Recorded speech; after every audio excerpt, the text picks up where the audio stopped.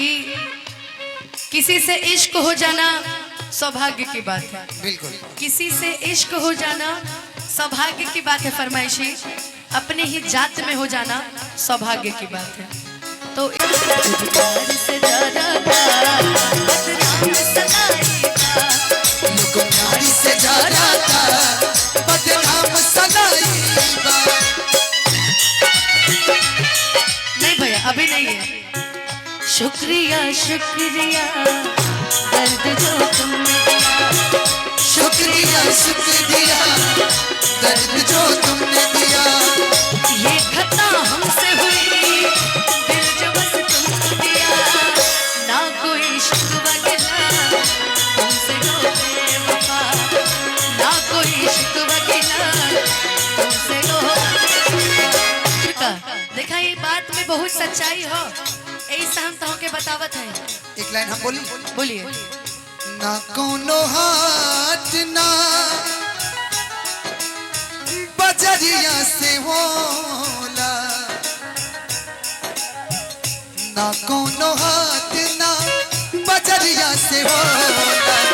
उमरिए के रोग नजरिए से होला, उमरिए के रोग नजरिए से होला।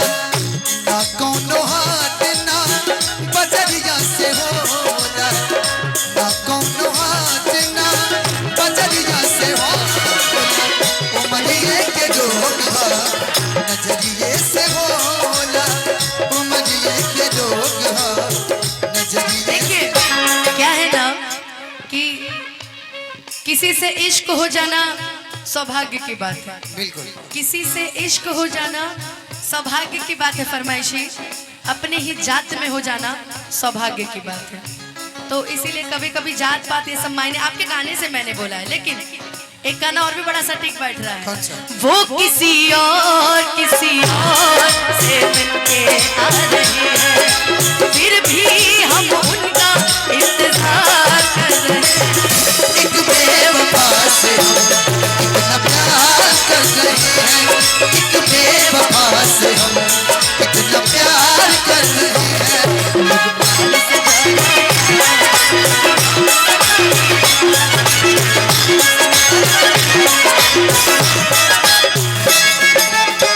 बात में सच्चाई बात, जिंदगी में बस तहरा पूनम के रात रही,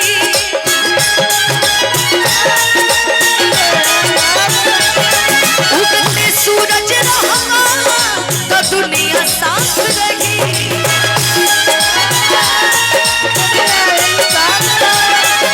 कैसे कि जिंदगी में साथ उसका दीजिए जिसने आपको फर्श से अर्श तक ले गया।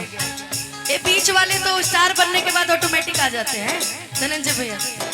जो शुरू से लेकर आपके साथ है, बीच में बहुत कुछ हुआ, अलगाव होता है लोगों में, लेकिन धनंजय भैया आज भी अपने साथ अपने सारे दोस्तों को लेकर चलते हैं। बिल्कुल। मैंने भी अपने भाई को लेकर चला, तो इसलिए ये लाइन कहना है कि जिंदगी में बस तहरा पूनम के रात रही, उगते सूरज रहमा तो दुनिया साथ रही, उगते सूरज रहमा दुनिया साथ रही। हमार किस्मत तो पहले से फूटल हो। ये अनुपमा के ताया, ये अनुपमा के ताया किस्मत हर जाएगा। से ज्यादा बदनाम सलाइका, जिंदगी में बस तहरा पूनम के रात रही, उगते सूरज रहमा तो दुनिया साथ रही, उगते सूरज रहमा तो दुनिया साथ रही। धनंजय के ताया, धनंजय के ताया किस्मत हर जाएगा।